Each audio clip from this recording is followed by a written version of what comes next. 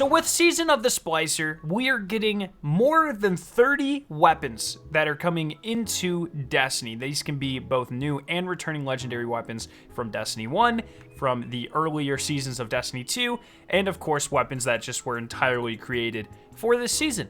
And that's a lot of weapons. That's a lot of juice compared to things that, if you look at Beyond Light, with Beyond Light we got 23 weapons. With Season of the Hunt, we only got 16. So compared to previous seasons that we've been seeing as of late, we're getting nearly twice the amount of weapons, and compared to a full-fledged DLC, we're getting 50% more weapons. That's pretty freaking huge. So I want to go through all the weapons that we know are coming into the game, throw in a little speculation about things that might be coming with, Vault of Glass and maybe some events further down in the season, and really break down all of the really fun stuff that we have coming. So let's go ahead and just get into this. So with the Season Pass, you get 3 weapons: the Cryosthesia 77k Stasis Sidearm. Now, what's really interesting about this, if you look at the picture on the Season Pass, it is facing towards the left. Only kinetic weapons face towards the left. If you go into your inventory, all the energy things are pointing to the right, all the kinetics are pointing to the left. So it looks like we have a kinetic sidearm that also does stasis-y bullshit, which will be really fun in Crucible, I'm sure.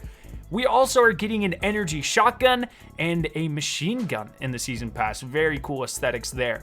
Now, moving on to the Umbral Engram system for the season, as well as the Override 6-person event, we are getting a brand new Breach Load grenade launcher, which we know is Breach Load because you can see it in the trailers.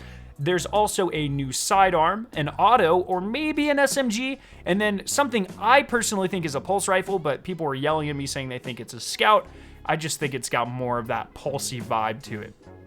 So we are getting quite a few seasonal weapons there. Of course, they'll probably have perks like Flourish, which is something that's been in the database for a long time but never been used, where if you get a kill with your grenade, your weapon damage gets increased for a short amount of time. And we also know, per Bungie, that we're getting numerous other new perks as well this season, which I'm pretty excited for. And more than likely, those weapons will be able to roll with some of them.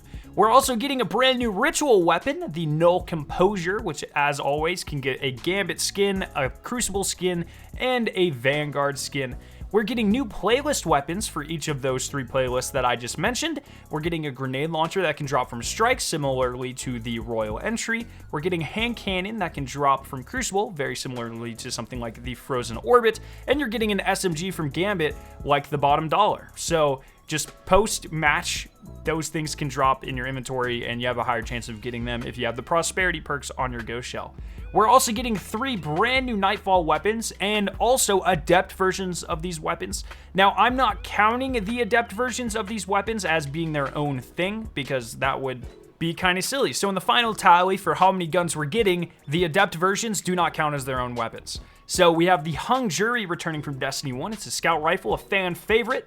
We're getting the Irene RR4 Almalong Sniper Rifle, also from Destiny 1. And once again, you guessed it, a returning Destiny 1 Fusion Rifle, the Plug 1.1. Those will be interesting, I'm sure.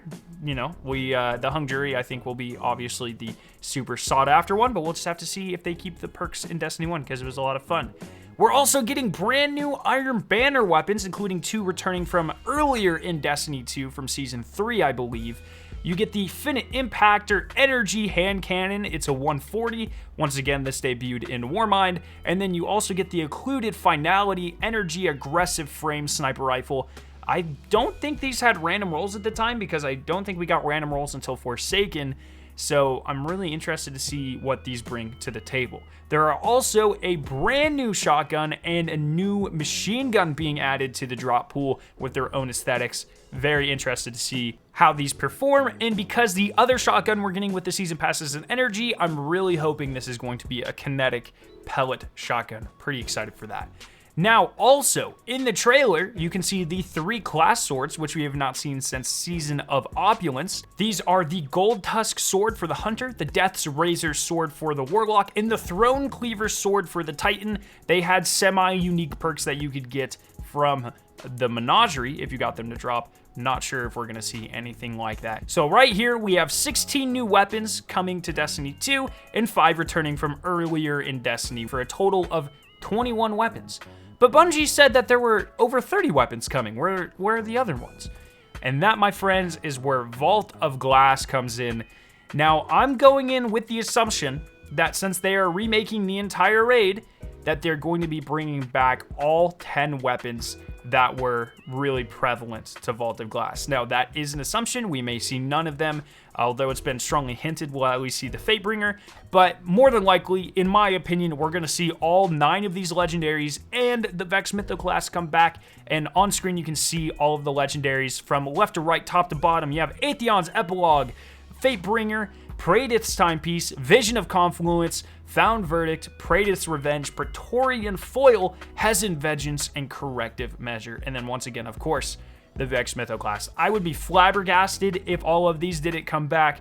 Who knows, though? Maybe they have new weapons for them. Maybe they're only bringing back some of them. But in order to get past that 30 number, you really need to bring back most of these things. So just keep that in mind. And then it's also worth mentioning that at some point in the trailer, you see this shotgun that has the Age of Triumph logo on it. Is this an ornament to an existing shotgun? Is this a real reward from Age of Triumph? We usually get armor sets. Are they switching it up? Do we get weapons? Usually when events come around and they have weapons, it'll only be one. You have things like the Arbalest from the Revelry. You have things like the Vow from Crimson Doubles. It's very rare that you get more than one weapon per year for these events. So if this isn't an ornament, I would be shocked if there is additional weapons that we get from Solstice of Heroes, but who knows? So, of these 30 weapons, the 21 confirmed, the 12 or so potential weapons that we're going to be getting, which one are you guys most looking forward to? I'm loving the aesthetic here. I can't wait to see what all the new perks do. And most importantly, I can't wait to spend a lot of time grinding out some god rolls. So let me know your answer down in the comment section below. I hope you guys did enjoy this video. If you did, make sure to leave a like rating and to share it with your friends. If you were interested in watching either of the 2 videos on screen, you can click their respective annotations to be taken to them. If you're brand new to my channel, make sure to the giant version of my logo on screen to be subscribed for more awesome Destiny 2 videos and live streams. Thank you guys so much for watching today, and I will see you in my next video.